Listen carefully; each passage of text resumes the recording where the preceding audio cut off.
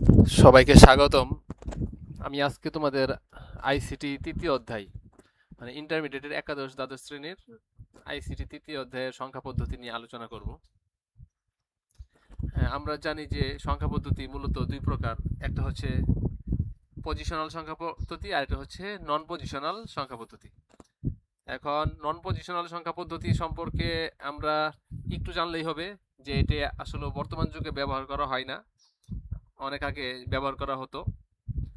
আর positional সংখ্যা পদ্ধতি হচ্ছে বর্তমান সময়ে ব্যবহার করা হয় এবং তোমাদের এই তৃতীয় অধ্যায়ের যে অঙ্কগুলো আসে এই সবগুলাই আর কি পজিশনাল সংখ্যা পদ্ধতিকে কেন্দ্র করেই প্রশ্ন হয়ে থাকে। এখন পজিশনাল সংখ্যা পদ্ধতি চার প্রকার। একটা হচ্ছে দশমিক সংখ্যা, যার বেস হচ্ছে 10, তোমরা অবশ্যই চিত্রে দেখতে পাচ্ছ। আর এটা হচ্ছে বাইনারি সংখ্যা, বেস 2। আর এটা হচ্ছে অক্টাল সংখ্যা, বেস 8।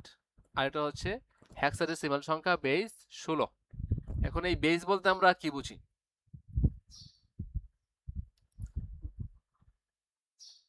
বেস হচ্ছে যেমন দশমিক সংখ্যা পদ্ধতির বেস হচ্ছে 10, এর মানে হচ্ছে 0, 1, 2, 3, 4, 5, 6, 7, 8, 9।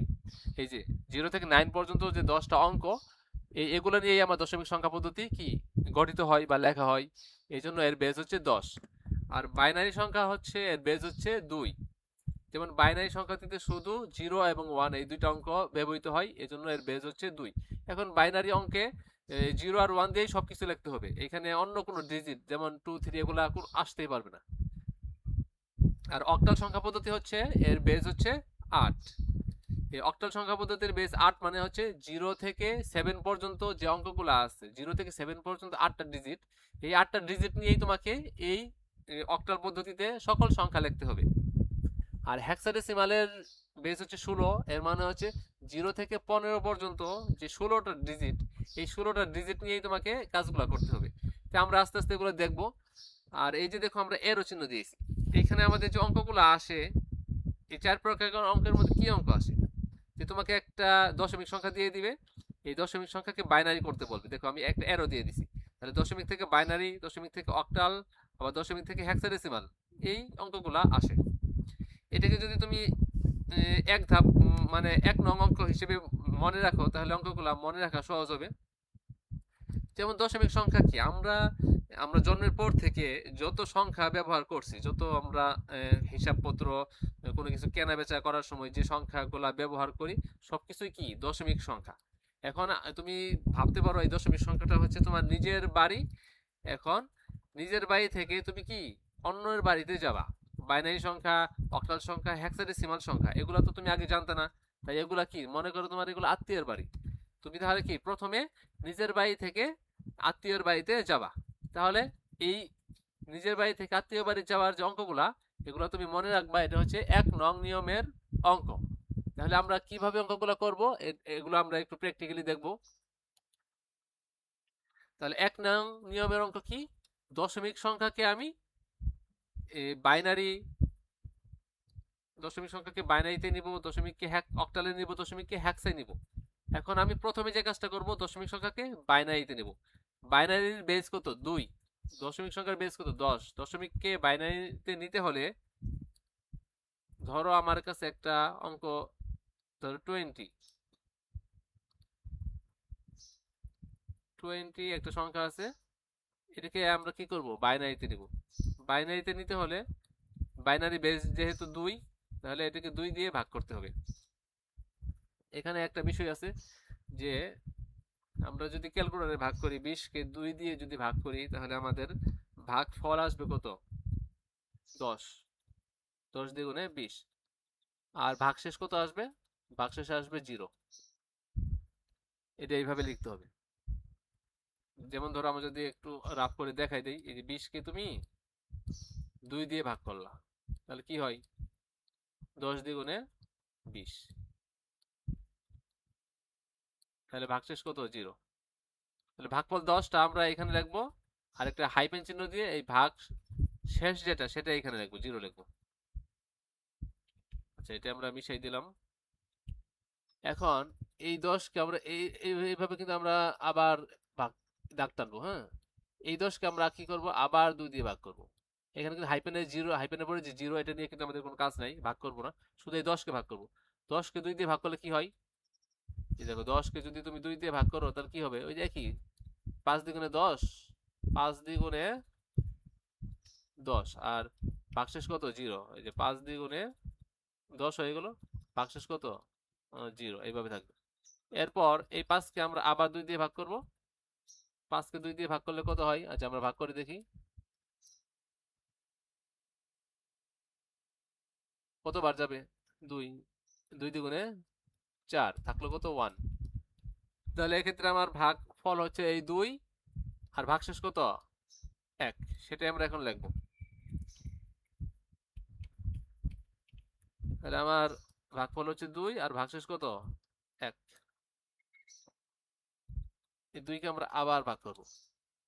2কে 2 দিয়ে ভাগ করলে কত হয়, দেখো 2কে আমরা 2 দিয়ে ভাগ করব, তাহলে 2 কতবার যাবে, 2 1-কে 2, ভাগশেষ কত, 0। তাহলে এক্ষেত্রে ভাগ ফল হচ্ছে এই 1, আর ভাগশেষ কত, 0।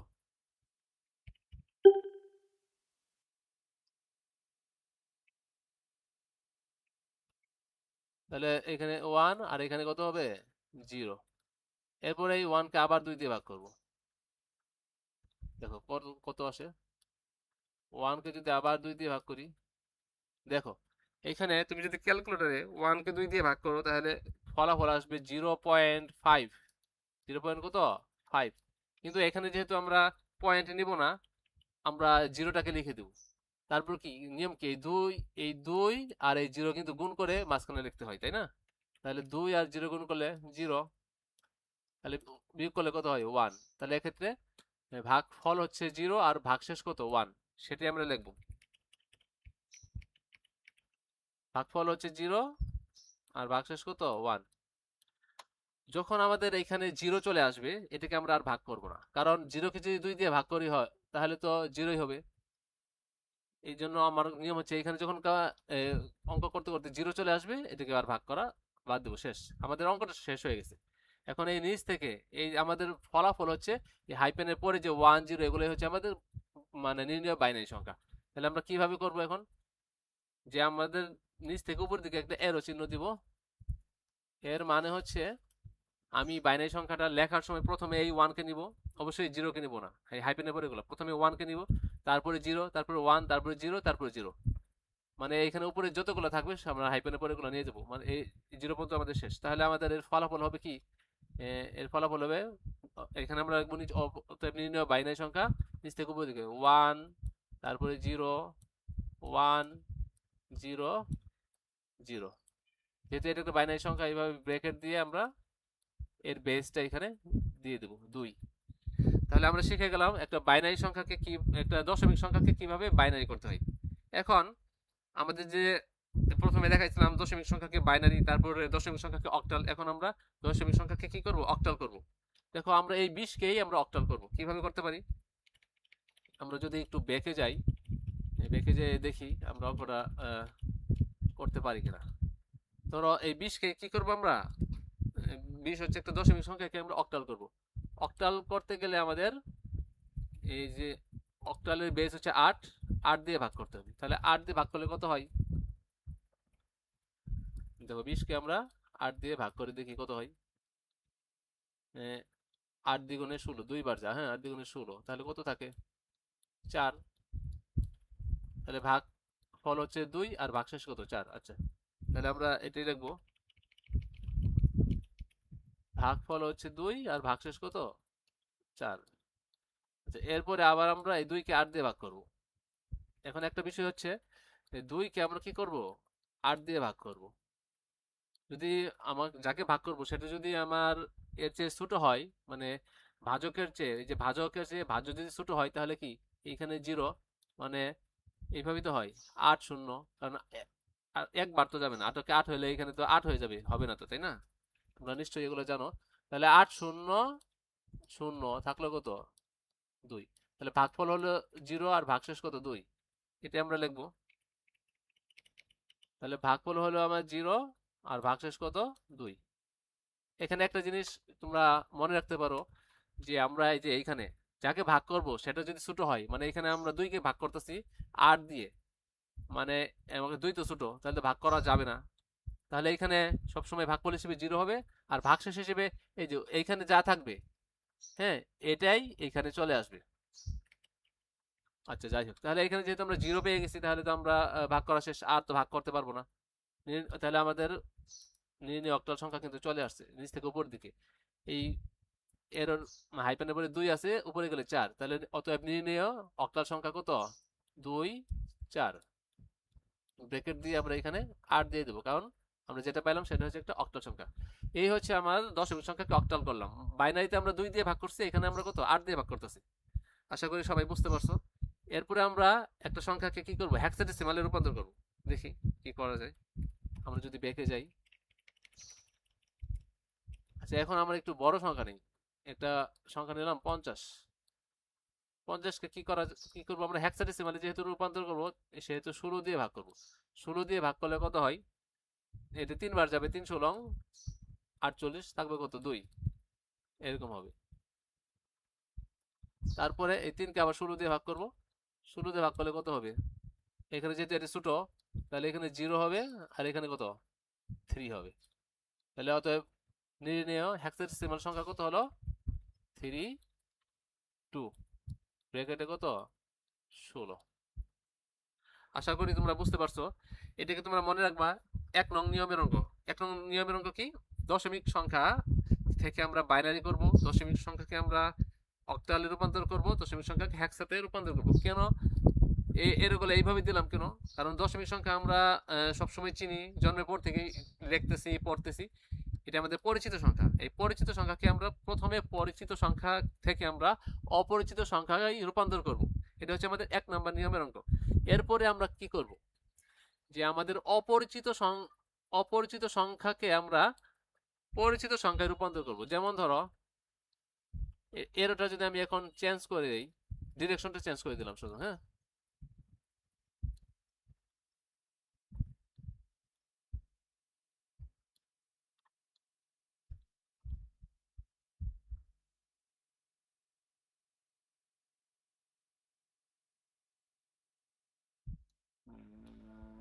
এরটাকে ডিরেকশনটা আমি যদি চেঞ্জ করে দিই তাহলে কি হবে দেখো।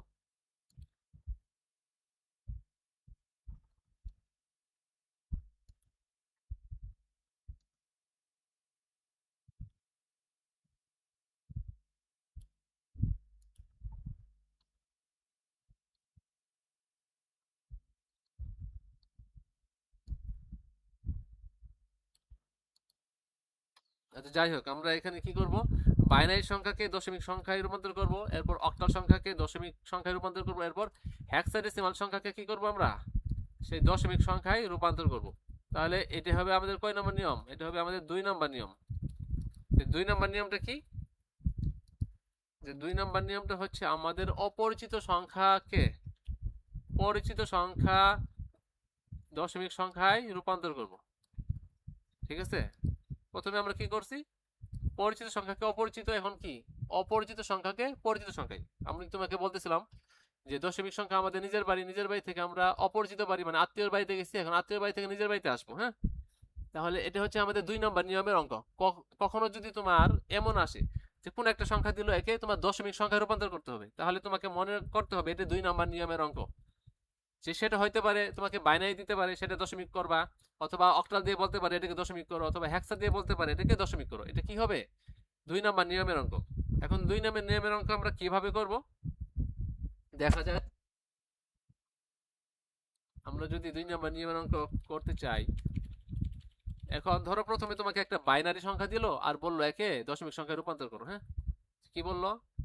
একটা বাইনারি সংখ্যা দিল 1101, একটা বাইনারি সংখ্যা।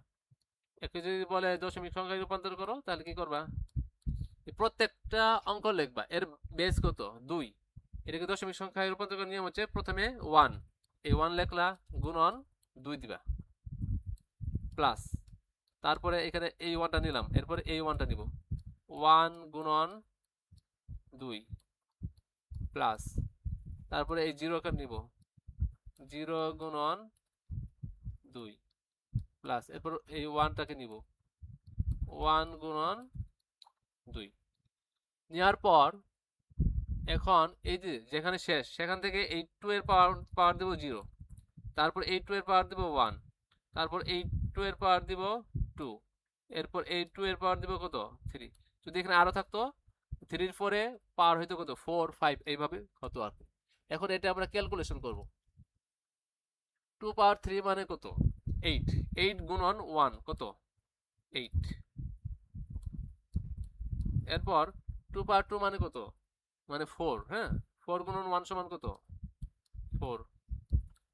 এরপর এটা যেহেতু এটা 0 গুণন এর সাথে যেহেতু 0 গুণন আছে তাই এটা 0ই হবে, হ্যাঁ এটার আমরা ক্যালকুলেশন করার দরকার নেই।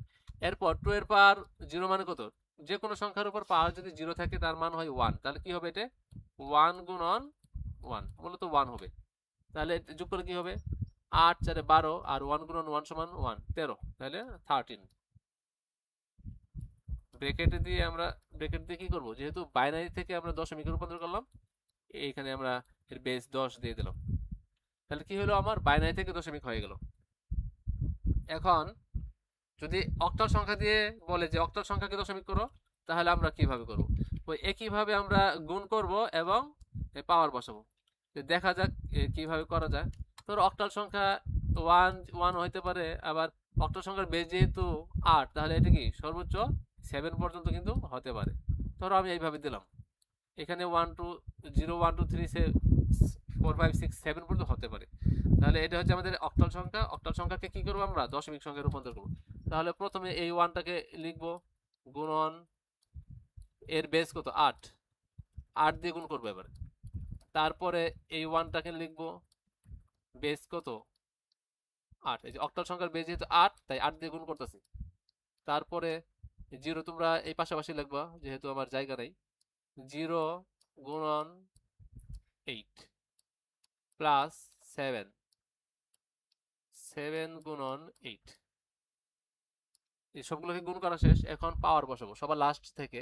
যে যা বেস দিয়ে গুণ করছি সেই বেস 8 এর উপর পাওয়ার 0, তারপরে এখানে এর আগেরটা 8 এর উপর পাওয়ার 1, তারপরে এখানে পাওয়ার 2, তারপরে এখানে কত পাওয়ার 3, এইভাবে পাওয়ারটা বসাবো। এখন আমরা গুণ করব 8 8 পাওয়ার 3 মানে হচ্ছে 8 গুণন 8 গুণন 8, 3 বার 8কে গুণ করলে যা হয় কত হয় আমরা একটু দেখি। তোমরা অবশ্যই ক্যালকুলেটর ইউজ করবা। 8 গুণন 8, 8 গুণন 8 গুণন 8, 512। তাহলে আমরা এখানে 512 লিখি। 512 গুণন কি 1 কিন্তু। তারপরে 8 পাওয়ার 2 মানে কি 8 8 64 গুণন 1 সমান কত 64 প্লাস, যেহেতু এখানে 8 পাওয়ার 1 এর সাথে 0 গুণন আছে তাহলে এর গুণ করলে কি 0ই হবে প্লাস। এরপর এখানে কি আছে যে এখানে আছে 8 পাওয়ার 1 8 পাওয়ার 0 আর কি, 8 পাওয়ার 0 এর মান হচ্ছে 1, তাহলে 1 গুণন 7 সমান কত 7, তাহলে এখানে আমরা একবারে 7 দিয়ে দিতে পারি। এরপর এটা আমরা যোগ করি 512 প্লাস 64 প্লাস 7 যোগ করে আমরা রেজাল্টটা দিয়ে দিব। তাহলে কত হয় 512 প্লাস 64 প্লাস 7 যোগ করলে হয় 583, 583। যেটা পাইলাম সেটা আমরা কি সেটা কিন্তু আমরা দশমিক সংখ্যা পাইলাম। অক্টাল থেকে দশমিক কিভাবে করলাম এইভাবে। তাহলে 2 নম্বর নিয়মটা হচ্ছে যে বাইনারিকে যদি তুমি দশমিক করতে চাও তাহলে যে 2 দিয়ে গুণ করতে হবে 8 এর পরিবর্তে 2 এবং পাওয়ার বসাবা যোগ বিয়োগ মানে ক্যালকুলেশন করবা। এরপর অক্টালকে যদি তুমি দশমিক করতে চাও তাহলে প্রত্যেকটা ডিজিটকে কি করবা এই যে এইভাবে 8 দিয়ে গুণ করবা, গুণ করা শেষ হলে লাস্ট থেকে পাওয়ার বসাবা 8 এর পাওয়ার 0, তারপরে 1 2 3, তারপরে এগুলা ক্যালকুলেশন করে রেজাল্টটা নিয়ে আসবা। এরপর আমরা করব কি হেক্সাডেসিমাল সংখ্যাকে কিভাবে দশমিক সংখ্যায় রূপান্তর করা যায়। হ্যাঁ হেক্সাডেসিমালের বেস কত 16। এখন ধরো এই সংখ্যাটাকে যদি আমরা করি, এই ধরো হেক্সাডেসিমাল বানিয়ে দিলাম, এই হেক্সাডেসিমালকে আমরা কি করব দশমিক সংখ্যায় রূপান্তর করব। ধরো একই নিয়ম যে 1 গুণন কত এর বেস যেহেতু 16 তাই 16 দিয়ে গুণ করতে হবে, তারপরে কত 1 গুণন কত বেস কত 16 দিয়ে গুণ করবা। একই নিয়মে অঙ্কগুলো হবে। হ্যাঁ তাহলে এইভাবে কিন্তু আমরা একই নিয়মে পাওয়ার বসে ক্যালকুলেশন করবো, অঙ্কটা হয়ে যাবে। তাহলে কিন্তু আমরা আজকে দুইটা নিয়মের অঙ্ক করলাম। কি করলাম? প্রথমে 1 নং নিয়মের মধ্যে আমি বলছি যে আমার দশমিক সংখ্যা থেকে বাইনারি করবা অক্টাল হেক্সা। এখানে কি করতে হয়? অঙ্কগুলো কিন্তু ভাগ করে করে করতে হয়। দশমিককে বাইনারি করলে 2 দিয়ে ভাগ করে করতে হয়, দশমিককে অক্টাল করলে 8 দিয়ে ভাগ করতে হয়, দশমিককে হেক্সা করলে 16 দিয়ে ভাগ করতে হয়। আর দ্বিতীয় নম্বর নিয়ম কি, যে আমরা যদি দশমিকে আসি, এবার কি যে কোনো সংখ্যা থেকে যদি দশমিকে আসি তাহলে কি করতে হবে? গুণ করতে হবে। যদি বাইনারি বাইনারি থেকে দশমিকে আসি তাহলে 2 দিয়ে গুণ, অক্টাল থেকে দশমিকে আসলে 8 দিয়ে গুণ, হেক্সা দশমিক থেকে দশমিকে আসলে তাহলে কি 16 দিয়ে গুণ করে অঙ্কগুলো করতে হবে। হ্যাঁ, আজকের ভিডিও এ পর্যন্তই থাকবে। আশা করি তোমরা অঙ্কগুলো বুঝতে পারছো। এই অঙ্কটা একবার যদি তোমরা রিভিশন দিয়ে নাও তাহলে অবশ্যই তোমাদের ভালো হবে। আজকের এর পরবর্তীতে আমরা অঙ্কটা করব 3 নম্বর নিয়ম। 3 নম্বর নিয়ম কি, যে আমাদের আর কিছু নিয়মের অঙ্ক বাকি আছে। কিছু নিয়মের কি, আমরা দশমিক থেকে বাইনারিতে গেছি, অক্টালে গেছি, হেক্সা গেছি, আবার এগুলো থেকে ফিরেও আসছি। এখন আমাদের নিয়ম হচ্ছে বাইনারি থেকে আমরা কি করব? হেক্সা হেক্সা হেক্সাডেসিমালে আসবো। হ্যাঁ, বাইনারি থেকে কি হেক্সায় রূপান্তর করব। আবার এই হেক্সাকে আমরা কি করব? বাইনারিতে রূপান্তর করব। এই একটা নিয়ম। এরপরে হচ্ছে আমাদের বাইনারি থেকে আমরা বাইনারিকে অক্টালে রূপান্তর করব এবং এই অক্টালকে হেক্সাডেসিমালে রূপান্তর করব। এরপরে আছে অক্টালকে হেক্সাডেসিমালে রূপান্তর করব এবং হেক্সাডেসিমালকে অক্টালে রূপান্তর করব। এই যে কয়েকটা রূপান্তর আছে, এই রূপান্তরগুলো খুবই সহজ। আজকে যেমন বুঝলা সহজ, এগুলাও আরো খুবই সহজ। এই একটা নিয়মের অঙ্ক করাইলে তোমাদের কিন্তু এই অধ্যায়ের যে কনভার্সনের অঙ্কগুলা এগুলা শেষ হয়ে যাবে। এর পরবর্তীতে আরো 2-1টা নিয়মের অঙ্ক আছে, সেগুলো আমরা দেখাবো। তাহলে আজকের ভিডিও এ পর্যন্তই। সবাই ভালো থাকো, ধন্যবাদ।